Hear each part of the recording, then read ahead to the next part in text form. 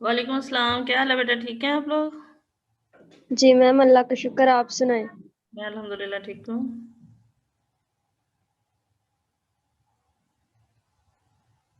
आप लोगों को जो काम मिला किया आप लोगों ने?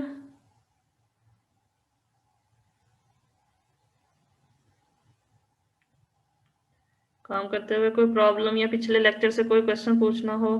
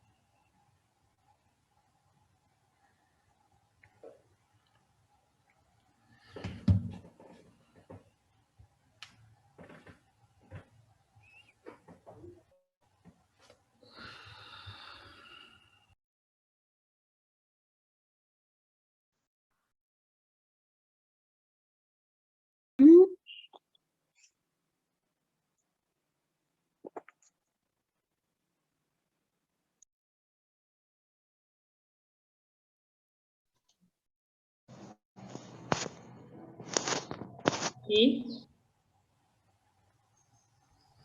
मैम, जो आपने मीट्रिक कहा था कि R3 के लिए प्रूव करनी है, मैम अगर हम उनको डायरेक्ट RN के लिए ही करते हैं हाँ, क्यों नहीं, क्यों नहीं तो मैम कर सकते मैम हैं। उसको जनरलाइज करके लिख सकते हैं ना, XI माइनस YI।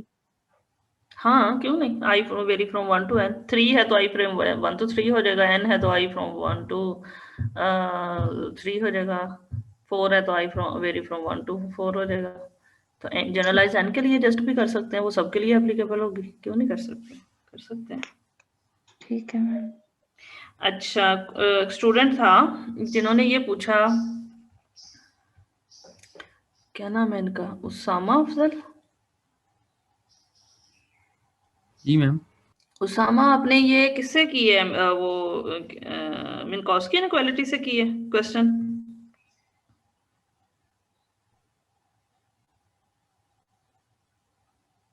क्वेश्चन आपने मिन्कॉस्की इनक्वालिटी यूज किया क्वेश्चन में, जो आप कह रहे थे मुझे चेक करके बता दें।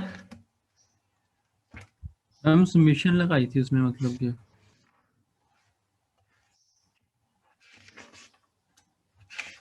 सबमिशन तो वो से तो कोई सबमिशन से क्या होता है, आप जस्ट प्लस रहने दें, सबमिशन ले तो एक ही बात है ना। बात तो ये है ना, आपने इसको किस मेथड से किया, जो आप कह रहे थे मुझे चेक करके बता दें।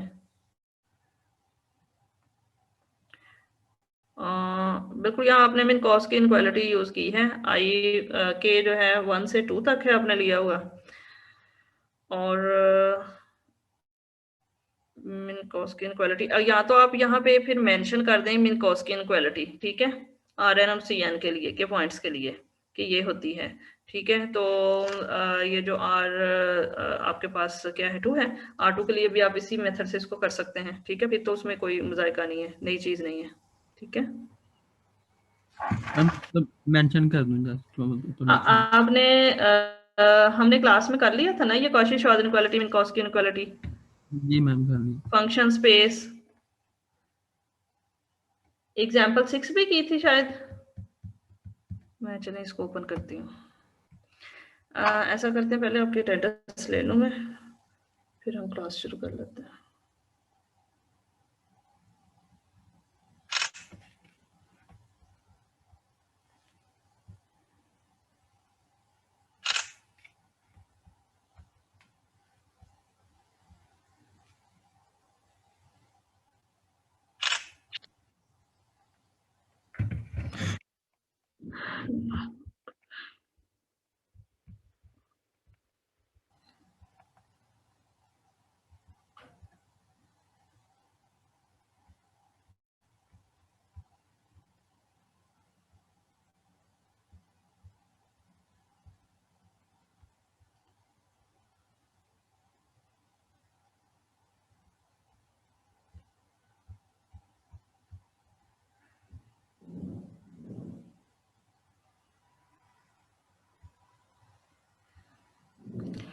अच्छा, सबसे पहले तो स्टूडेंट्स आप लोगों का ना ये क्लास का लिंक बन चुका है BS6 फंक्शन एनालिसिस का, ठीक है, जो भी मैंने सेंड किया। आप इसको सेव करें, एवरी टाइम आप इसी लिंक से क्लास में एंटर हो जाया कीजिए, जो भी आपको क्लास का टाइम टेबल मिला हुआ है, ठीक है।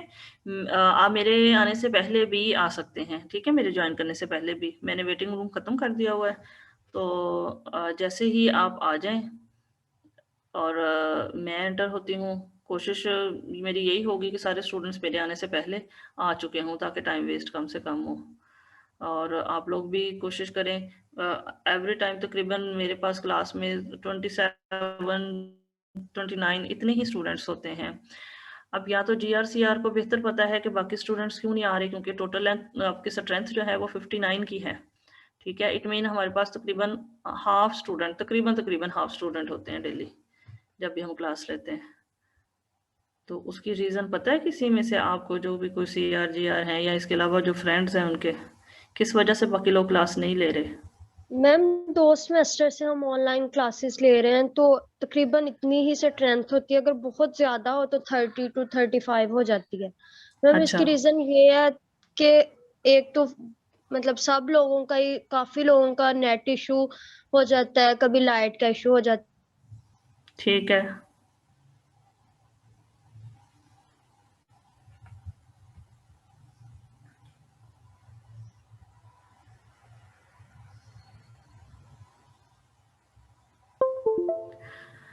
अच्छा स्टूडेंट्स, मुझे आप ज़रा ये बताइए कि हमने क्लास में काम जो है वो कितना किया था? ये एग्जाम्पल 6 कर ली थी भला?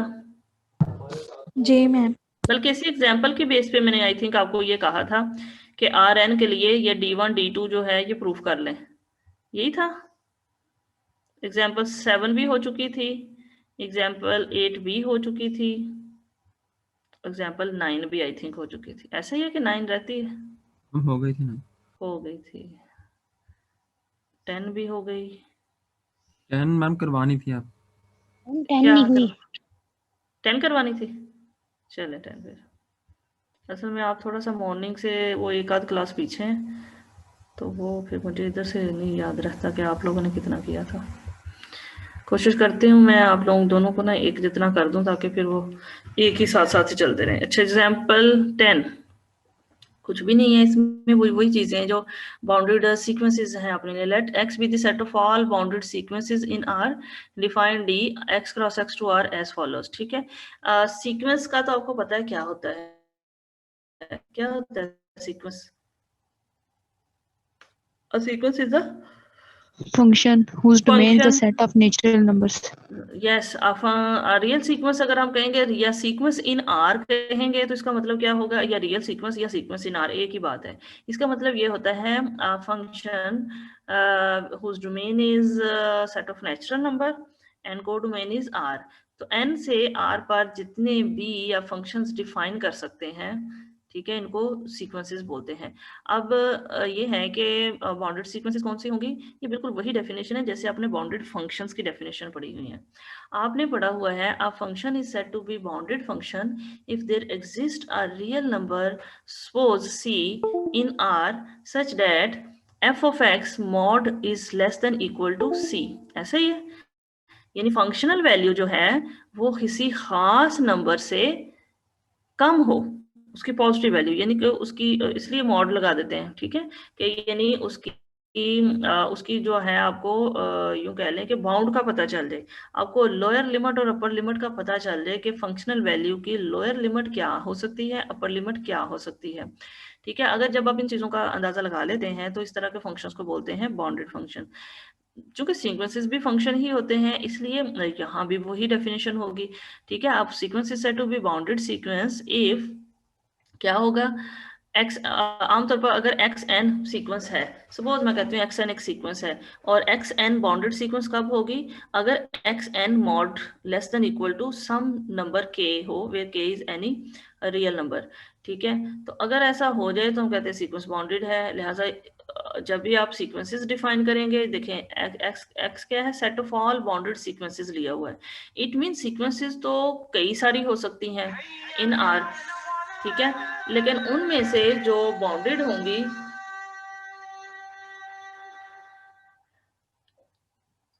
इनमें से जो बाउंडेड है वो इस सेट में इकट्ठी की हुई है एक्स में, set of all bounded sequences in are.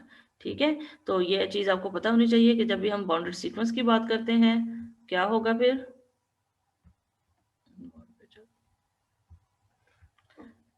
A sequence xn is said to be bounded sequence if there exists a real number c such that xn mod और sequence की terms जो हैं, ठीक है, उसकी less than equal to that number c where c is any real number। चूंकि xn ये तो सीक्वेंस की टर्म्स है, होता ये फंक्शन ही है, तो ये जो फंक्शन में बाउंडेडनेस की डेफिनेशन है वो भी यही होती है। Function f is said to be bounded function if there exists a real number c or real number k such that f of x is less than equal to k suppose है। तो ये आप देखें sequences कई सारी हो सकती हैं, लेकिन उनमें से जो बाउंडेड सीक्वेंसेस हैं इस वक्त हमारे पास जो स्पेस है वो बाउंडेड सीक्वेंसेस की है, जिस पर क्या करने लगे हैं, एक फंक्शन डिफाइन करने लगे हैं, जिसको देखना है कि आया ये मीट्रिक है या नहीं है। ठीक है, तो वो है define D from x cross x to r as follows। if x is equal to xn, यानी एक सीक्वेंस है, इस वक्त जो स्पेस है आपके उसके पॉइंट्स क्या है, बाउंडेड सीक्वेंसेस हैं। तो इस वक्त यानी जो x होगा वो किस टाइप का होगा, ये मेरा कर्सर नजर आ रहा है, पॉइंटर नजर आ रहा है आपको, नहीं नजर आ रहा है? No ma'am. बहरहाल ये देखें, if x is equal to क्या लिखा हुआ है, ये ब्रैकेट में लिखा हुआ है xn, xn belong to capital X। हाँ जी, तो ये जो xn है ये क्या है, सीक्वेंसेस हैं। तो इस वक्त हमारे पास x के जो पॉइंट्स हैं वो एक्चुअली सीक्वेंसेस हैं, and y is also suppose an other point of x, so y will also be a sequence, suppose yn, then distance between these two sequences, these two points which are basically sequences x and y is equal to d x and yn sequence is equal to क्या होगा, supremum of xn minus yn mod where n belongs to n। to show that d is metric on x, हम ये show करेंगे कि d metric है या नहीं है। तो किसके साथ इसको डिफाइन किया गया है, सुप्रीमम के साथ। मॉड वैल्यू है, चूंकि मॉडुलस ही ले ली गई, सीक्वेंस की टर्म्स नेगेटिव भी हो सकती होती हैं, ठीक है ना, क्योंकि जो सीक्वेंस है ये किसमें है, रियल सीक्वेंस है, तो रियल में कोई पॉजिटिव की बात नहीं है, रियल सीक्वेंस है मीन ये नेगेटिव भी। जैसे कि आपके पास एक सीक्वेंस आ जाए -1/n, ठीक है, तो ये कैसी सीक्वेंस होगी, -1, -1/2, -1/3 and so on approaches to 0। इसी तरह से पॉजिटिव 2/n आप ले सकते हैं, तो ये पॉजिटिव बाउंडेड दोनों ही हो सकती हैं, ठीक है, क्योंकि खास नंबर से लेस आप कह सकते हैं कि जो 0 से लेस ही रहेंगी। क्या ख्याल है, बाउंडेड सीक्वेंस है कि नहीं 1/n? जी मैम है। अच्छा जी, तो शो दैट द सेट, अब देख लें, this set xn minus yn mod is a bounded subset of R। The set xn minus yn mod n belongs to is a bounded subset of R। क्योंकि xn भी bounded है, yn भी bounded है, इनका subtraction भी bounded होगा, and so it's supremum, क्योंकि ये बाउंडेड है लिहाजा उसकी सुप्रीमम एग्जिस्ट करेगी। तो अब पहली कंडीशन क्या होगी, D x Y which is equal to supremum of xn minus yn mod where n belongs to n is greater than equal to 0 always since xn minus yn mod greater than 0। जैसे अभी मैंने बताया sequence की terms तो negative हो सकती हैं, लेकिन ये जो डेफिनेशन दी है यहाँ पर ही मॉड का सुप्रीमम लिया हुआ है। अगर मॉड हटा के आप लेंगे तो आप इसकी फर्स्ट कंडीशन को ही सेटिस्फाई नहीं कर पाएंगे, लिहाजा ऐसा वो फंक्शन जिसमें जस्ट ये हो कि xn minus yn हो, supremum of xn minus yn हो जस्ट, तो ऐसा फंक्शन जो है वो क्या होगा, मीट्रिक नहीं होगा। ओके, नेक्स्ट देख लें। अच्छा, एक काम आपने करना है इस लेक्चर के बाद, आपने ये करना है, जैसे ये सुप्रीमम के साथ डिफाइन है, ठीक है, आपने सुप्रीमम के बजाय यहाँ इन्फीमम लिखना है, xn minus yn mod ही लिखना है सुप्रीमम के बजाय इन्फीमम, और उसको भी चेक कीजिएगा क्या ये मीट्रिक है, क्योंकि बाउंडेड तो है, बाउंडेड वही होता है ना जिसके सुप्रीमम इन्फीमम दोनों एग्जिस्ट करती हो। जी मैम, है ना, तो सुप्रीमम के साथ तो हम इसको भी डिफाइन कर प्रूफ कर देने लगे हैं कि ये मीट्रिक है, मीट्रिक की सारी कंडीशन सेटिस्फाई हो रही हैं। लेकिन अगर ये infimum of xn minus yn mod और where n belongs to n, ये मैम फिर उधर भी होगा क्या देखना, ये आपने चेक करके मुझे बताना, अभी जुबानी बात ना करें। ओके ठीक मैम। है, D x Y is equal to m2 क्या आ जाएगा, ये भी इजीली सेटिस्फाई हो जाएगा क्योंकि अगर सुप्रीमम ही 0 है। हाँ, क्या ख्याल है? असल में X N minus Y N ये असल में इनका क्या है, इन सीक्वेंसेस की टर्म्स का डिफरेंस है, उसकी सुप्रीमम है। जब इनके डिफरेंस की सुप्रीमम 0 हो गई तो इसका मतलब हम कहेंगे सुप्रीमम ही अगर 0 है और वो मॉड है, ठीक है, ठीक हो गया, मॉडुलस वैल्यू की जी सुप्रीमम मैम। 0 है तो जो बाकी हैं वो तो फिर उससे भी कम थी। क्या ख्याल है? जी मैम। सुप्रीमम ही 0 हो गई तो इसका मतलब X N minus Y N mod is equal to 0 for all N belongs to capital N. ठीक है, तो इसका मतलब ये होगा कि X N is equal to Y N for all N belongs to N. So it this implies yes that this ma'am. Point, हाँ जी, ये सीक्वेंसेस दोनों सीक्वेंस हाँ की सारी टर्म्स अगर एक जैसी आ जाती हैं इट मीन सीक्वेंसेस एक जैसी हो गई। मसलन X N is equal to Y N for all N belongs to N. इसका मतलब क्या हुआ कि ये जो सीक्वेंस है ये दोनों सीक्वेंस सेम हो गई। क्यों? क्योंकि हर टर्म जो है इन दोनों सीक्वेंस की सेम आ गई X N is equal to Y N होने की वजह जी से। Ma'am. So points sequences same हो गई, इट मीन कि ये पॉइंट एक्स जो है वाई के इक्वल हो गया। So second condition satisfy, third easily satisfy. Fourth में देख लें कि किया क्या, कुछ भी नहीं किया, एक पॉइंट दो सीक्वेंस है एक्स एन और जी एन। ठीक है, तो X N minus Z N mod can be written as less than equal to xn minus yn mod plus yn minus zn mod for all n belongs to n। जी ma'am. Y N जो है point add कर दिया इसमें हर N के लिए। क्यों? क्योंकि अगर आप एन 1 लेते हैं तो ये क्या होगा, x1 minus Z N is less than equal to x1 minus y1 plus, तो आप हर एक में ऐड कर सकते हैं, अगले में y2 ऐड कर सकते हैं, अगली टर्म में y3 add and so on. So generally लिख दिया कि for every n belongs to n we can write this by triangular inequality. क्यों? क्योंकि ये जो x y z है ये सारे के सारे किसके पॉइंट है, x के पॉइंट है। ठीक है, और x के बारे में अभी हमें नहीं पता कि ये जो है ये मीट्रिक है या नहीं, इसको तो अभी हमने प्रूफ करना है। लेकिन ये जो पॉइंट x है वो बेसिकली क्या है, एक, बोलिए, सीक्वेंस है। और सीक्वेंस की जो टर्म्स हैं वो किसको बिलोंग कर रही हैं, सीक्वेंस की टर्म्स किसको बिलोंग कर रही हैं, ये देखिए ऊपर, ये मैं यहाँ गई। Let x be the set of all bounded sequences in real numbers R।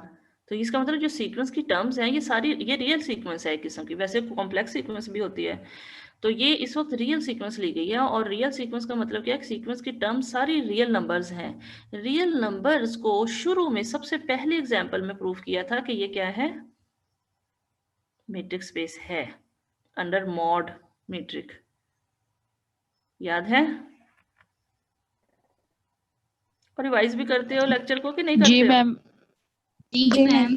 हाँ जी, ये R जो है मॉड के साथ इसकी x माइनस वाई मॉड जो है आपने मीट्रिक डिफाइन की थी R पर, यस इसको मैम। बाकायदा प्रूफ किया था कि ये मीट्रिक जी है। तो मैम। यहाँ भी वही चीज है, ये देखें अगर x N minus Z N mod, तो इसका मतलब ये अंदर जो टर्म है ये सारे रियल नंबर्स हैं। रियल नंबर्स के अंदर कोई रियल नंबर ऐड करके ट्रायंगुलर इनइक्वालिटी यूज की जा सकती है। ठीक है ना, ये ट्रायंगुलर इनइक्वालिटी का हमें जी पता मैम। है कि ये सेटिस्फाई करती है फॉर रियल्स। लेकिन अब हम प्रूफ करना चाह रहे हैं कि ये जो x इस वक्त बाउंडेड सीक्वेंसेस की जो स्पेस है इसके लिए भी ट्रायंगुलर प्रॉपर्टी सेटिस्फाई हो रही है, ये प्रूफ करना चाह रहे हैं। तो बेसिकली हेल्प हमने वहां से ली है रियल से। सो वो चूंकि कर रही है बोथ साइड पे सुप्रीमम, देखें ये अगर इससे लेस रहता है तो इसका मतलब इस तरह के तमाम रियल नंबर्स की सुप्रीमम भी इस तरह के तमाम नंबर की सुप्रीमम से लेस ही रहेगी ना। ठीक है, so this basically gives us dxz less than equal to dxy plus dyz। ठीक हो गया। सो thus this space xd is denoted by L infinity. L infinity is a sequence space since its points are sequences। तो जब भी आप L infinity की आगे कहीं पढ़ेंगे अब आपके पास अंडरस्टूड ये बात होगी कि ये इसका सीक्वेंस स्पेस है।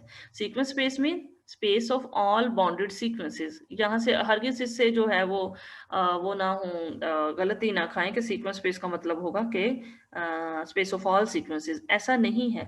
ठीक है, यहाँ सिर्फ बाउंडेड सीक्वेंसेस की स्पेस है। क्यों? क्योंकि बाउंडेड सीक्वेंसेस होंगी तो उनकी सुप्रीमम एग्जिस्ट करेगी, और सुप्रीमम के जी साथ मैम। प्रूफ किया हुआ है कि ये मैट्रिक है। आपने देखना है कि क्या इनफिमम के साथ भी इसको प्रूफ किया जा सकता है, ये आपने देखना है। ओके, और मुझे नेक्स्ट क्लास में, कल ही आपकी क्लास है 11 से 12, उसमें मुझे आपने बताना है। Okay ma'am. एग्जाम्पल नंबर 12 देखें, product of matrix spaces. Let x d and y row be matrix spaces. The Cartesian product x cross y, xi yi, where xi belongs to x, yi belongs to y, can be made into matrix spaces. अच्छा, x आई और Y क्यों लिए? क्योंकि अब हमें नहीं पता x के नंबर ऑफ पॉइंट्स कितने हैं, वाई के नंबर ऑफ पॉइंट्स कितने हैं, इसलिए आई की कोई वेरिएशन नहीं है, यानी जितने भी हैं वो सारे के सारे उन तमाम पॉइंट्स, एक्स के तमाम पॉइंट्स का वाई के तमाम पॉइंट्स के साथ क्रॉस प्रोडक्ट आए किस्म का। तो आपको पता है कि जब भी क्रॉस प्रोडक्ट आता है तो आप उनके एलिमेंट्स को पेयर की फॉर्म में लिखते हो, ठीक है। तो इस जी तरह से मैम। ये जो आम सिंपल कार्टेशियन प्रोडक्ट या जिसको क्रॉस प्रोडक्ट कहते हैं, ये वही है दो सेट्स की। बेसिकली जो मैट्रिक्स स्पेसेस होती हैं वो दो सेट्स ही होते हैं, ठीक है। फाइनाइट हूँ, इनफिनिट हूँ, ये इससे कुछ लेना देना नहीं होता हमारा। हमारा ये होता है कि क्या उसके ऊपर कोई ऐसा फंक्शन डिफाइन किया जा सकता है जो मैट्रिक की कंडीशन को सेटिस्फाई करता हो, देन वो मैट्रिक स्पेस हो जाती है। और अगर कोई भी फंक्शन ना मिले किसी भी सेट के लिए आपको कि अब भी ये होता है या नहीं होता, तो सिंपलेस्ट वो जो डिस्क्रीट मैट्रिक आपने पढ़ी है वो तो हर एक के ऊपर आप अप्लाई कर सकते हैं, जी मैम। 0 और 1 वाली।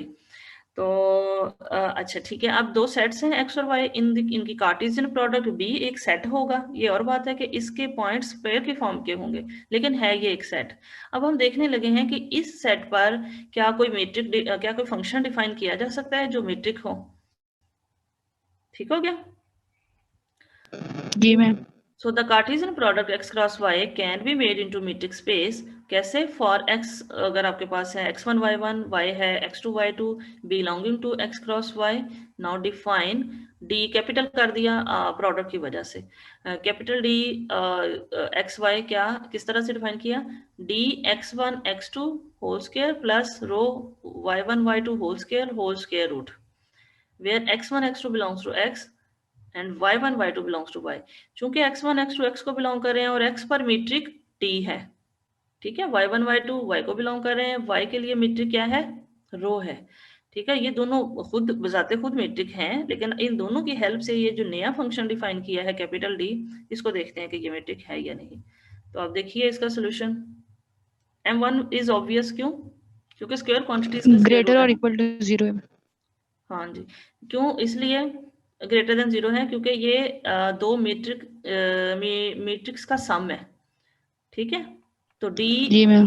x1 x2 ग्रेटर देन 0 है, रो y1 y2 ग्रेटर देन 0 है, लिहाजा ये जो कैपिटल D x y ये ग्रेटर देन 0 होगा। इसी तरह से कैपिटल D x y 0 ले लिया, ठीक होगा, ये 0 हो गया। ये आप देखें कुछ चीज पूछने वाली तो पूछें।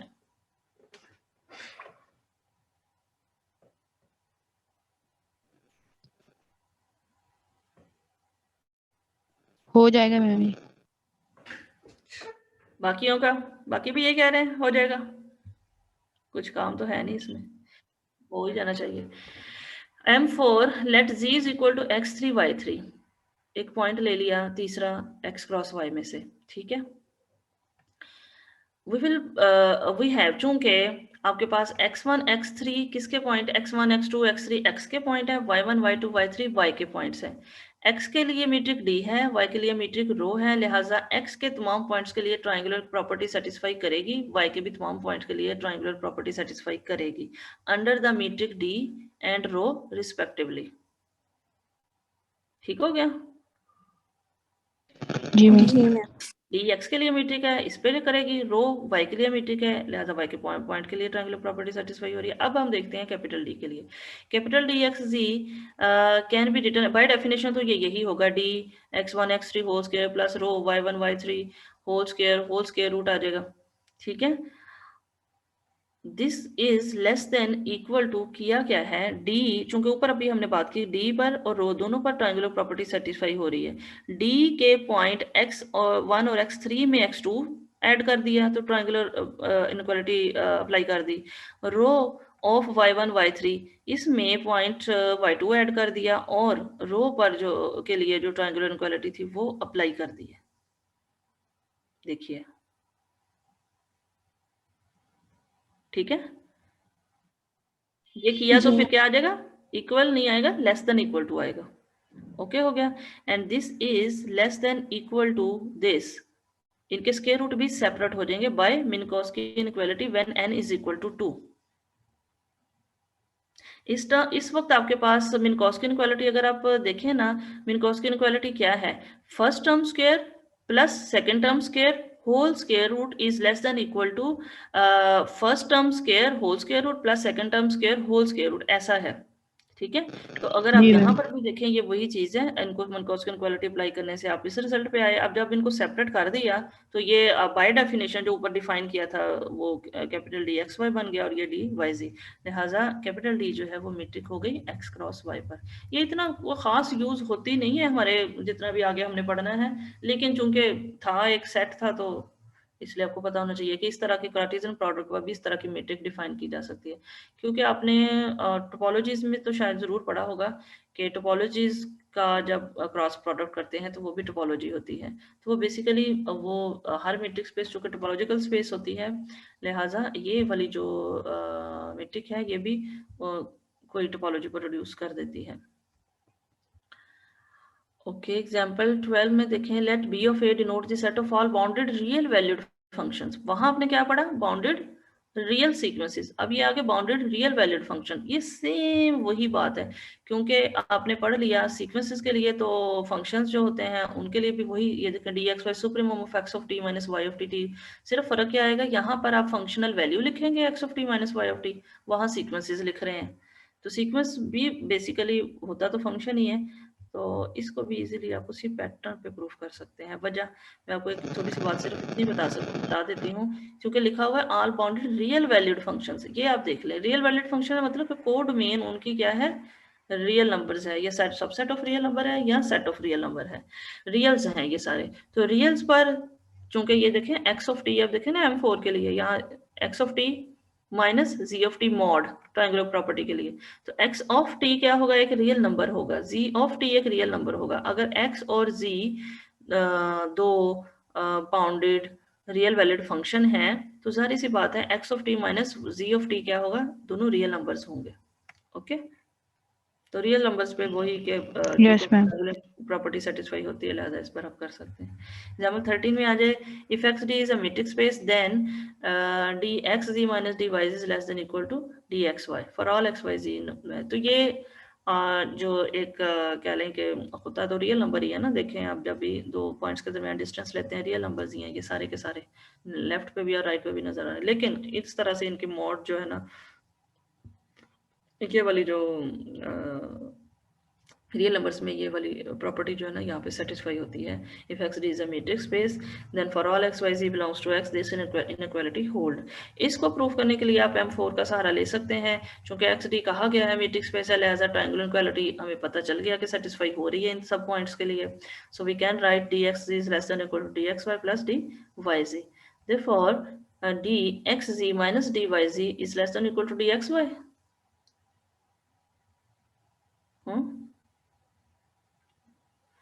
डी वाई जी के साथ बोथ साइड पे सब्ट्रैक्ट कर दिया ना,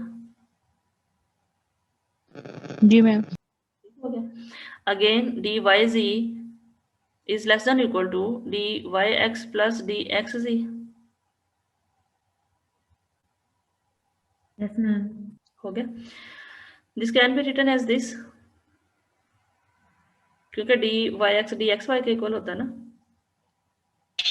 यस मैम। ये लिख दिया। नेक्स्ट इसमें क्या किया है, डी एक्स वाई को इधर ले आए माइनस के साथ और डी वाई जी को उधर ले गए, जरा उधर भी माइनस हो जाएगा, इनइक्वालिटी 2 आ गई। अब इनइक्वालिटी 1 और इनइक्वालिटी 2 को कंबाइन कर दिया तो आपके पास ये रिजल्ट आ गया। क्यों? क्योंकि ये आ गया डी इनइक्वालिटी 1 और 2 में जो सेंट्रल पार्ट है वो क्या है, D x g minus d y g. तो इसका आपको बाउंड पता चल गई है किससे लेस है और किससे कम, किससे ज्यादा है। ठीक है, तो least and least bound and upper bound इसकी अंदाजा होगी। So this can be written as d x g minus d y g mod is less than equal to d x y. ठीक हो गया, by definition of mod function.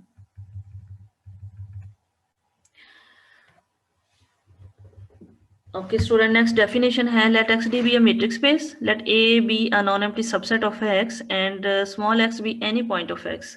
The distance D x A of x to a is defined as dxa infimum of d x A where A belongs to A. मैं ना ऐसे करती हूँ, board open करते हैं। अच्छा स्टूडेंट, टाइम इसका out हो रहा है, जैसे क्लास खत्म हो जाए अगर तो साथ ही आपने ज्वाइन कर लेना। ओके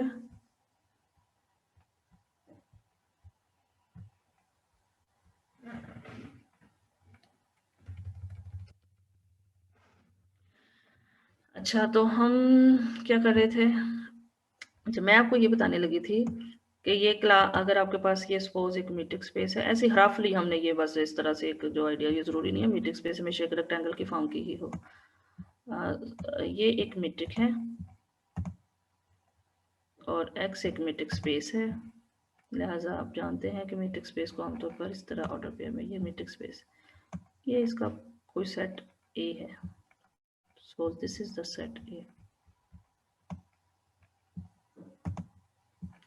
और ये कोई भी पॉइंट है मीट्रिक स्पेस का स्मॉल x। अभी तक आपने जितना भी पहले पढ़ा वो ये पढ़ा है कि मीट्रिक स्पेस के दो पॉइंट्स के दरमियान जो डिस्टेंस है वो कैसे फाइंड आउट किया जाना, कैसे कैसे आप फंक्शन उस पर डिफाइन कर सकते हैं। मतलब ये पॉइंट x है, ये पॉइंट y है, तो अभी तक आप ये पढ़ते रहे हैं कि दो पॉइंट्स के दरमियान का डिस्टेंस, ठीक है। अब क्या पढ़ने लगे हैं, अब ये है कि एक पॉइंट और एक सेट का डिस्टेंस जो है वो क्या होगा। देखिए वो ये भी हो सकता है, वो ये भी हो सकता है, क्या ख्याल है, वो ये भी होगा,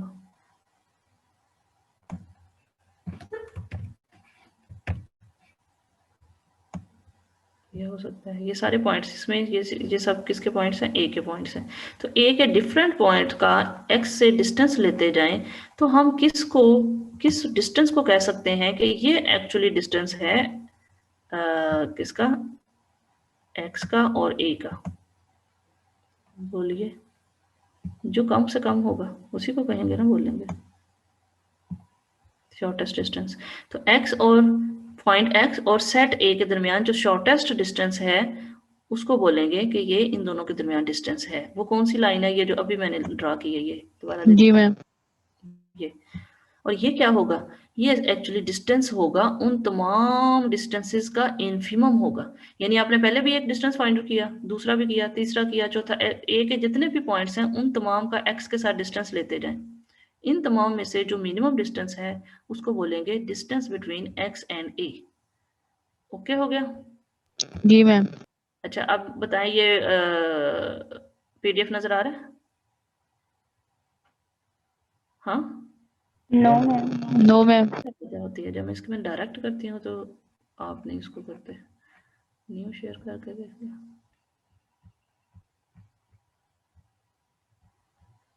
अब हो रहा, अब हो रहा होगा जी जी मैम। अच्छा यहाँ पर देख लीजिए दोबारा definition, let A B a non empty subset of X where X D is a metric space, small x be any point of X, the distance dxa of x to a is defined as dxa which is equal to infimum of dxa where a belongs to a। ठीक हो गया? वही बात जो मैंने आपको draw करके बताई, ये इसकी डेफिनेशन है पॉइंट और सेट के दरमियान की डिस्टेंस की। द डिस्टेंस, जी बोलिए ये जो स्मॉल ए है वो सेट ए का ही होगा?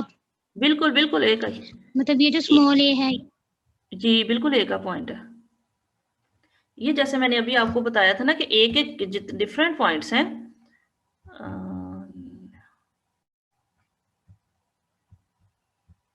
ये देखें ए में तो ये देखें यहाँ पर डिफरेंट पॉइंट पड़े हुए, इन तमाम पॉइंट ए के तमाम पॉइंट का एक्स के साथ डिस्टेंस ले रहे हैं, कम आ रहा है, कुछ ज्यादा आ रहा है, कुछ बहुत ज्यादा आ रहा है, कुछ बहुत कम आ रहा है। उन सब में से जो बिल्कुल इनफिमम होगा, जो सबसे छोटा डिस्टेंस होगा, वो एक्चुअल मीट्रिक कंसिडर किया जाएगा, डिस्टेंस कंसिडर किया जाएगा। मीट्रिक तो पता नहीं है कि नहीं, डिस्टेंस कंसिडर किया जाएगा एक्स और सेट ए के दरमियान।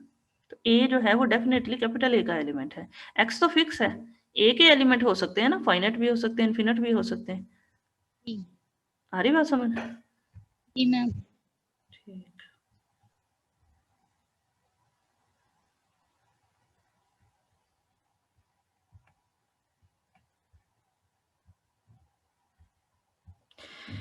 तो ये हो गया। अब है the distance between two non empty subsets A and B of X denoted by DAB and is defined as D A B infimum of D A B where A belongs to, वही बात जो ऊपर अपने एक set और एक element के दरमियान पड़ी। अब क्या है, दो सेट्स के दरमियान डिस्टेंस, तो दो सेट्स के दरमियान डिस्टेंस भी वही होगा जो उन दोनों के तमाम पॉइंट्स के दरमियान डिस्टेंसेस आ रहे हैं, उनका जो इन्फीमम होगा वो इन दोनों का एक्चुअल डिस्टेंस कंसीडर किया जाएगा। ऐसा ही है ना।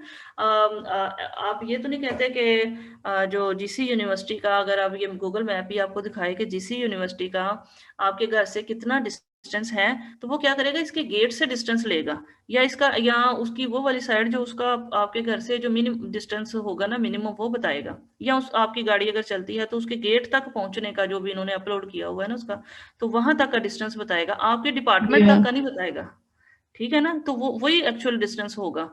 तो बाकी ये चीज है कि उसके आगे पॉइंट्स तक तो कई सारे डिस्टेंसेस हो सकते हैं, लेकिन जो बेसिक डिस्टेंस दोनों सेट्स के दरमियान का होगा वो यही होगा जो इन्फीमम होगा। The diameter delta of A of a non-empty subset A, which is a subset of X, is defined as delta of A is equal to supremum of dxy, where X belongs to A and Y belongs to A. तो diameter जैसा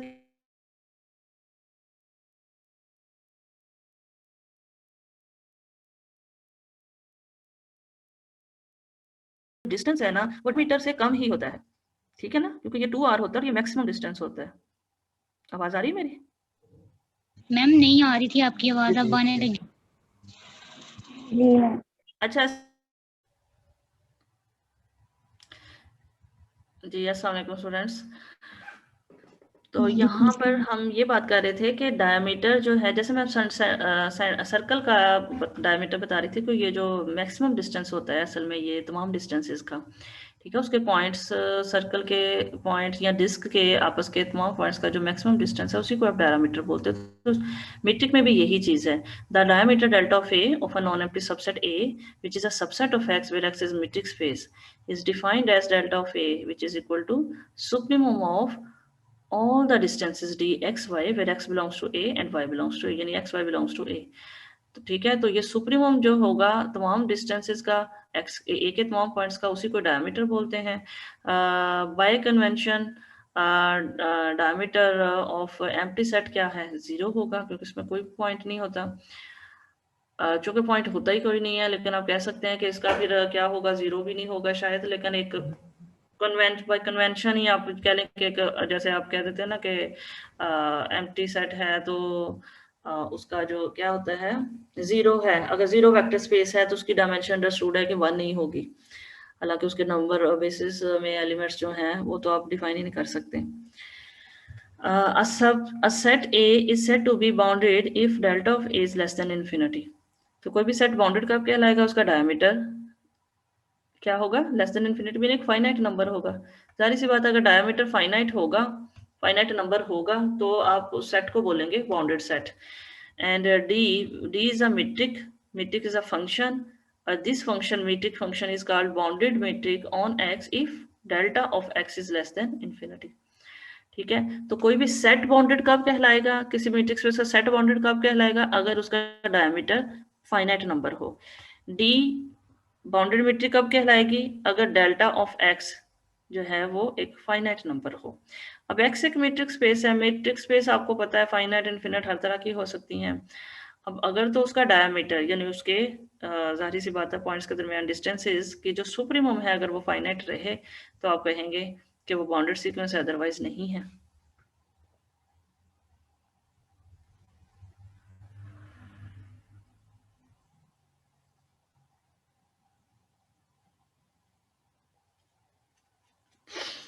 Since delta of x is non-negative finite real number for a bound, मेरी आवाज आ रही?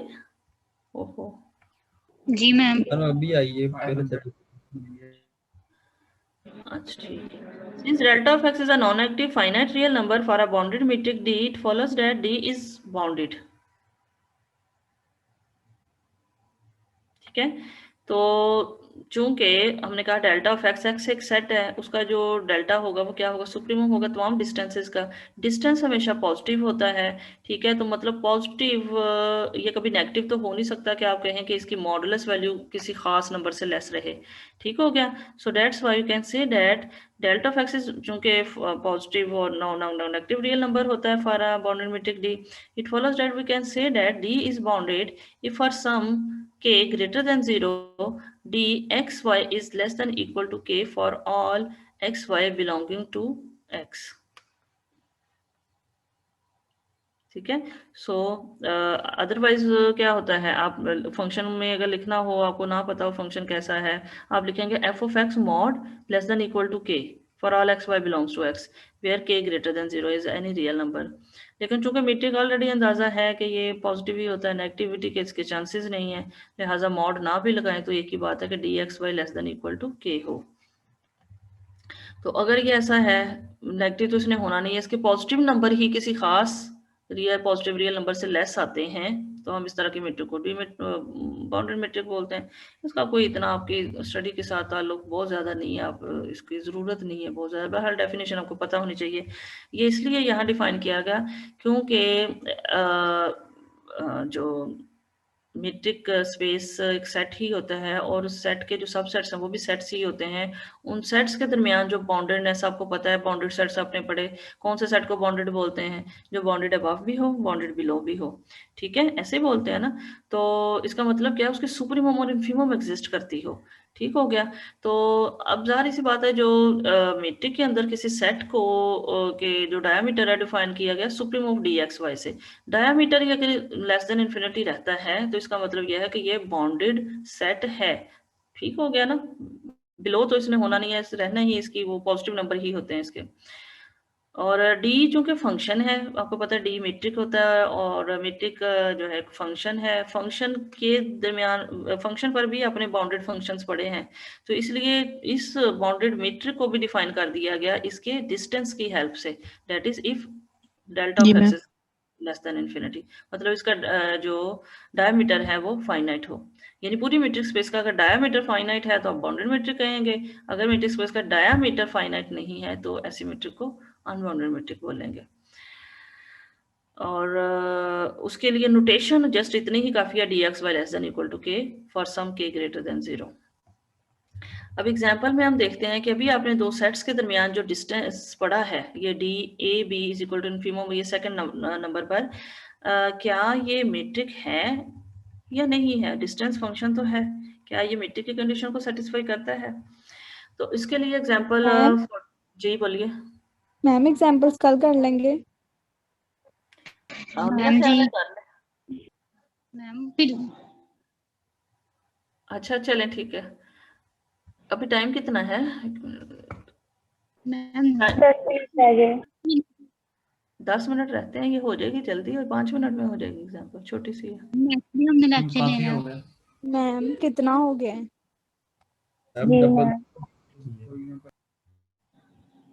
चलें ठीक है, okay, अपना ख्याल रखिए। कोई क्वेश्चन ओके है मैम। Thank you. तो ओके, अल्लाह हाफिज। अल्लाह हाफिज मैम। अल्लाह हाफिज मैम। अल्लाह हाफिज मैम।